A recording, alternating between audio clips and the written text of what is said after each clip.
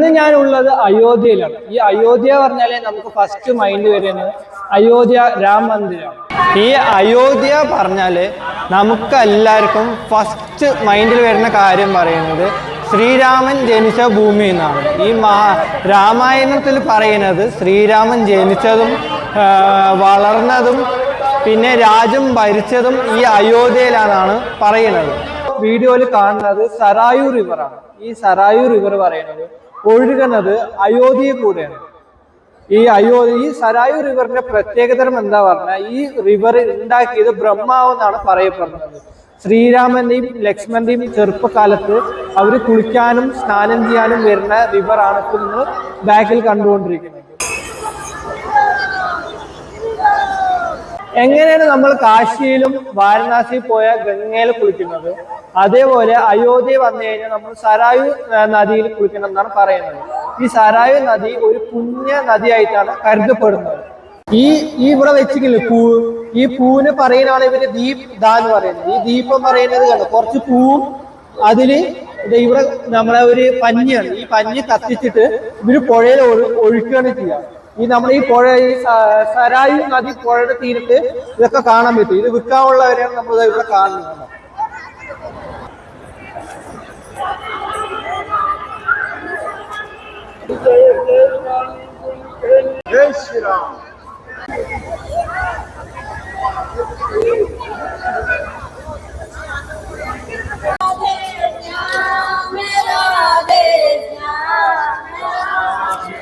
ഇതാ കണ്ടില്ലേ, പാമ്പിനെ വെച്ച് നടക്കാറില്ലേ.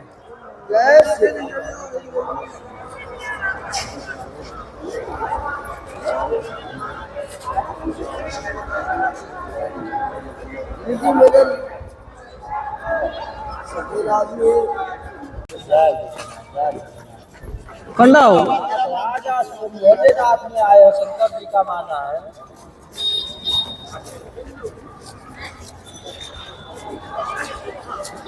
अरे बाबा वो काटेगा नहीं आपको। ये धर्म का काम है, साथ में दान पुण्य करके जाइए, भगवान के दरबार में आए हो, यही साथ में जाता है। തന്നെ കുറെ കച്ചവടക്കാരെ കാണാം. ചിലവര് ഈ പൂവും ഈ പൂജാ സാധനങ്ങൾ വിൽക്കുന്നത്, ചിലവര് പാനിപ്പൂരി വിൽക്കുന്നവരുണ്ട്, ഈ ചിലവര് ഈ പഴം വിൽക്കുന്നവരുണ്ട്. ഫുൾ കച്ചവടം ഇവിടെ നിന്നാണ്. എല്ലാ കച്ചവടം, ചായ വിൽക്കുന്നവരുണ്ട്, ബജ്ജി വിൽക്കുന്നവരുണ്ട്. ഇവിടെ കുളിക്കാൻ വരുന്നവർക്ക് വേറെ ഫെസിലിറ്റീസ്, തോർത്ത്, അങ്ങനെ സാധനങ്ങളൊക്കെ എല്ലാം വിൽക്കുന്നവരുണ്ട്.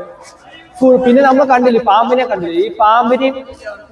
ഈ പാമ്പിനെയും വെച്ച് ഈ സാഹസം കാണിക്കുന്നവരുണ്ട് കുറെ പേര്.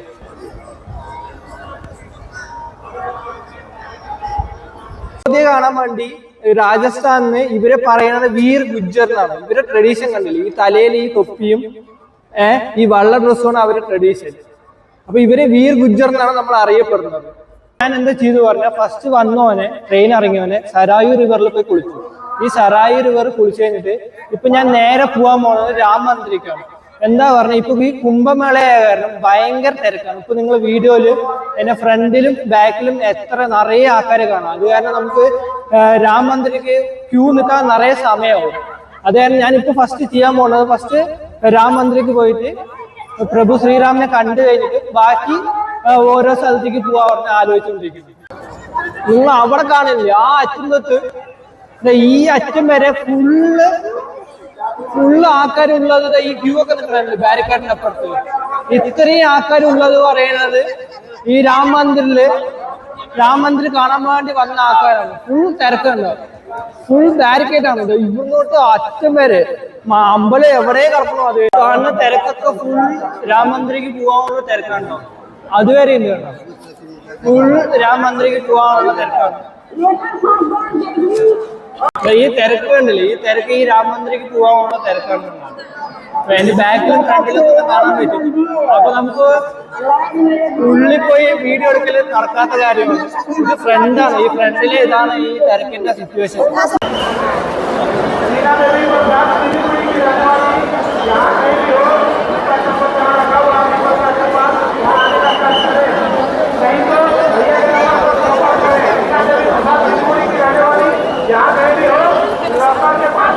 രാം മന്ദിരക്ക് നിങ്ങൾക്ക് ദർശനം കാണാൻ പോവാൻ 3 വഴികളാണ് ഉള്ളത്. ഒന്നാമത്തെ വഴി പറയുന്നത് സാധാ ക്യൂവിൽ നിന്ന് പോവുക.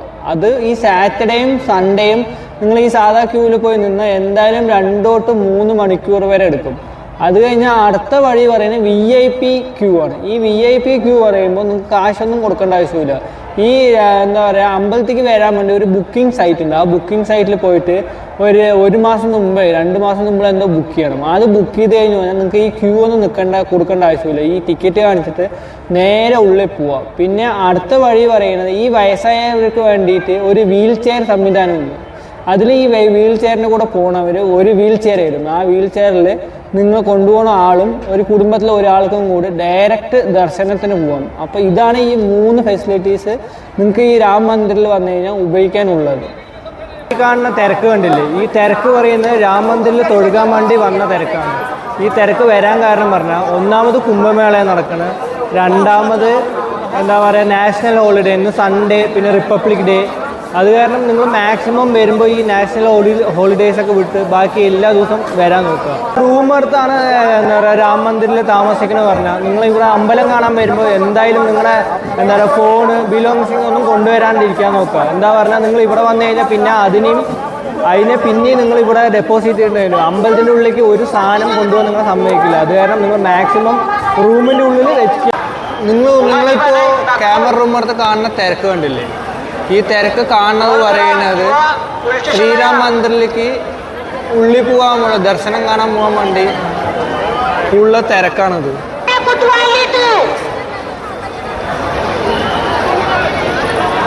ഇത്രയും തിരക്കുണ്ട് ഇപ്പോൾ. എൻ്റെ ബാക്കിൽ കാണുന്നതാണ് ഹനുമാൻ ഗഡി മന്ദിർ. ഈ ഹനുമാൻ ഗഡി മന്ദിർ പറയുന്നത് ഈ രാം മന്ദിർ കഴിഞ്ഞാൽ നിങ്ങൾ വന്നു കഴിഞ്ഞാൽ സെക്കൻഡായി പോണ മന്ദിർ പറയുന്നത് ഈ ഹനുമാൻ ഗഡിയാണ്. ഈ ഹനുമാൻ ഗഡിയിൽ മെയിൻ ഇമ്പോർട്ടൻറ്റ് പ്രതിഷ്ഠ പറയുന്നത് ഹനുമാനാണ്. അപ്പോൾ ഈ അമ്പലം മൊത്തം ഡിവോട്ട് ചെയ്തിരിക്കുന്നത് ഹനുമാൻ ഭക്തർക്ക് വേണ്ടിയാണ്. അപ്പോൾ ഈ അയോധ്യ വന്നു കഴിഞ്ഞാൽ നിങ്ങൾ രാം മന്ദിർ പോയി കഴിഞ്ഞ് വന്നു കഴിഞ്ഞാൽ സെക്കൻഡായി വരുന്നത് പറയുന്നത് ഈ ഹനുമാൻ ഗഡി മന്ദിർ. നിങ്ങൾക്ക് രാം മന്ദിറിൻ്റെ ഉള്ളിൽ വീഡിയോ ഫോട്ടോ ഒന്നും എടുക്കാൻ പറ്റില്ല. എന്താ പറഞ്ഞാൽ അത് അന്നത്തെ ശേഷം അത് ഓപ്പൺ ചെയ്ത ശേഷം പിന്നെ ഗവൺമെൻറ് ആരും അലോ ചെയ്തിട്ടില്ല വീഡിയോ എടുക്കാനും ഫോട്ടോ എടുക്കാനും. അതും പോരാണ്ട് ഞാനിപ്പോൾ ദർശനം വന്നു കഴിഞ്ഞ ശേഷം ഞാൻ കണ്ടത് പറഞ്ഞാൽ അവിടെ ഇപ്പോഴും രാം മന്ദിറിൻ്റെ കുറച്ച് പണികൾ നടന്നുകൊണ്ടിരിക്കുകയാണ്. അത് കാരണം ഇപ്പോൾ നിങ്ങൾ വരുന്നത് എന്തായാലും ഒരു 4 മാസം 5 മാസം കഴിഞ്ഞ് വരുമ്പോൾ ഫുള്ള് പണിയൊക്കെ തീർന്നിരിക്കും. അപ്പോൾ വരുന്നതായിരിക്കും കുറച്ചും കൂടെ നല്ലത്. എന്താ പറഞ്ഞാൽ ഇപ്പോൾ കുംഭമേള നടക്കുന്നത്. ഈ കുംഭമേള നടക്കണ കാരണം ഇവിടെ ഫുൾ തിരക്കേണ്ട അങ്ങേയറ്റമാണ്. നിങ്ങൾക്ക് നിൽക്കാനും പറ്റില്ല, ഇരിക്കാനും പറ്റില്ല, ഹോട്ടലും കിട്ടില്ല, ഒന്നും കിട്ടില്ല. ഫുൾ ആകെ ഡാർക്ക് ആയിരിക്കും നിങ്ങളുടെ സിറ്റുവേഷൻ. അത് കാരണം നിങ്ങൾ മാക്സിമം വരിക പറഞ്ഞാൽ ഒരു 6 മാസം കഴിഞ്ഞ് ഈ രാം മന്ദിർ കാണാൻ വേണ്ടി എത്രയോ കോടിക്കണക്കിന് ആൾക്കാരാണ് ഇപ്പോൾ വരുന്നത്. അതും പോരാണ്ട് അവർ ഈ ഇന്ത്യയിലെ എല്ലാ ഭാഗത്തു നിന്നും വരുന്നുണ്ട്. ഗുജറാത്ത്, കാശ്മീർ, കർണാടക, പിന്നെ തെലുങ്കാന, തമിഴ്നാട്, എത്ര സ്റ്റേറ്റിലോ അത്ര സ്റ്റേറ്റിലും ആൾക്കാർ വരുന്നത്. ഇപ്പൊ എന്റെ ബാക്കിൽ തിരക്ക് കണ്ടില്ലേ? അതുപോലാണ്ട് അവർ വരുന്നതും പോരാണ്ട് ഈ ചില ഏരിയത്തെ ആൾക്കാരൊക്കെ അവർ ട്രഡീഷണൽ ഡ്രസ്സൊക്കെയാണ് ഇട്ട് വരുന്നത്. അവർ ട്രഡീഷണൽ ഡ്രസ്സൊക്കെ പറഞ്ഞാൽ സൂപ്പറായിട്ടുണ്ടാവും കാണാൻ. അവര് ഹസ്ബൻഡും വൈഫും ആയാലും അവർ രണ്ടുപേരും അതേ ട്രഡീഷനുള്ള ഡ്രസ്സൊക്കെയാണ് ഇട്ട് വരിക.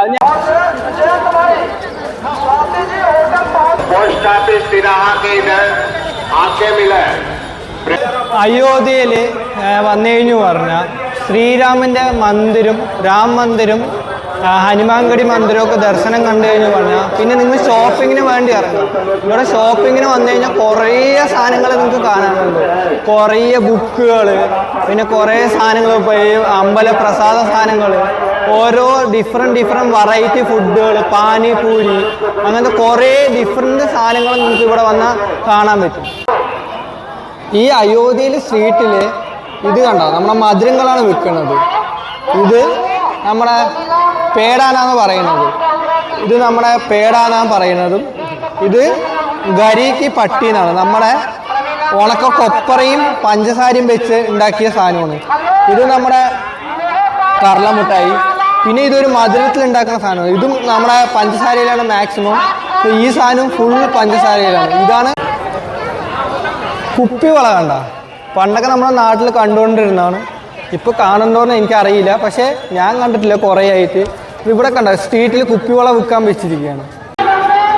പിന്നെ ഹനുമാൻ്റെ കൊടി, ഈ പൂജാ സാധനങ്ങള്, ഗത, ഈ പ്ലാസ്റ്റിക്കിലാണ് ഈ ഗത ഉണ്ടാക്കിയിരിക്കുന്നത്. ടോയ്സ്,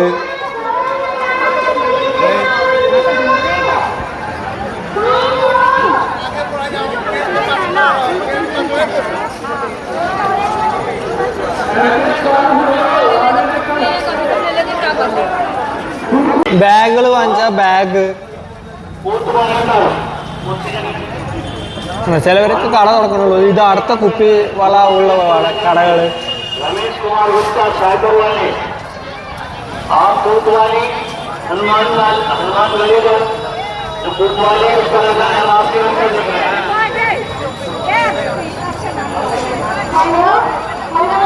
പിന്നെ ഇത് കണ്ടോ, ചെറിയ ഡ്രസ്സ് കട, കുട്ടികൾക്കൊക്കെ കളിക്കാനുള്ള ഡ്രസ്സ്.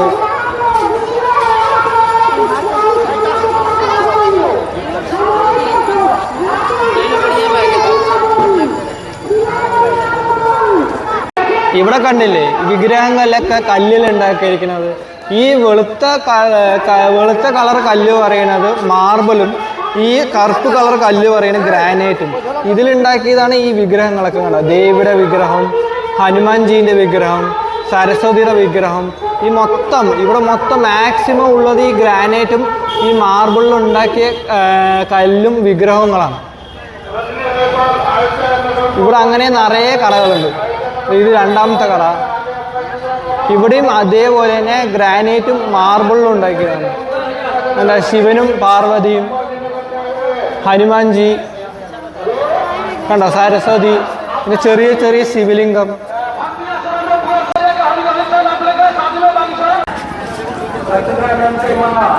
5 വയസ്സുള്ള കുട്ടികൾക്ക് കളിക്കാൻ വേണ്ടിയിട്ടാണ്. നമ്മുടെ അവിടെയൊക്കെ ഇപ്പം പ്ലാസ്റ്റിക് അല്ലേ. ഇപ്പം ഇവർ ഇതുണ്ടാക്കിയിരിക്കുന്ന ഈ തുണിയും ഇവിടുത്തെ വെച്ച വടികളും വെച്ചൊക്കെയാണ് ഈ സാധനങ്ങൾ ഉണ്ടാക്കിയിരിക്കുന്നത്.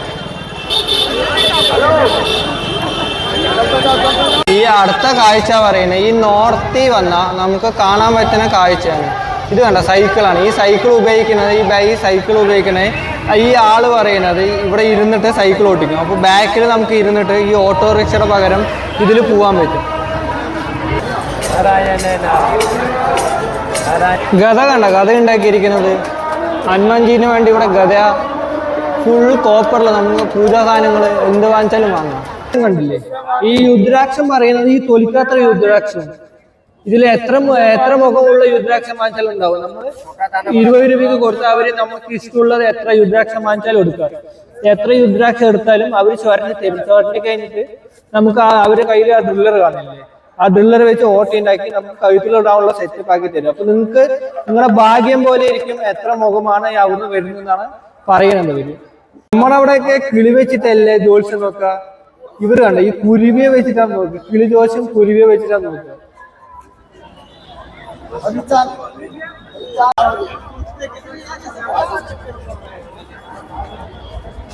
राजेश विश्वास के नाम से लिखा हुआ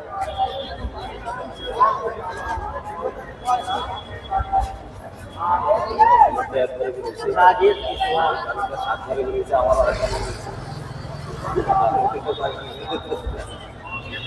ठीक नहीं ना मोहन,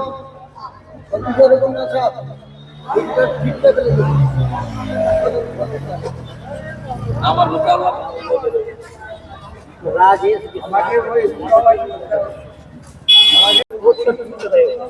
आपका टूटा हुआ कान अब जाएगा, अब शीघ्र बनेगा, क्योंकि तुम्हारे खराब दिन जाते रहे, दुख के दिन जाते रहे, खुशी के दिन आए। परम पिता परमात्मा की दया से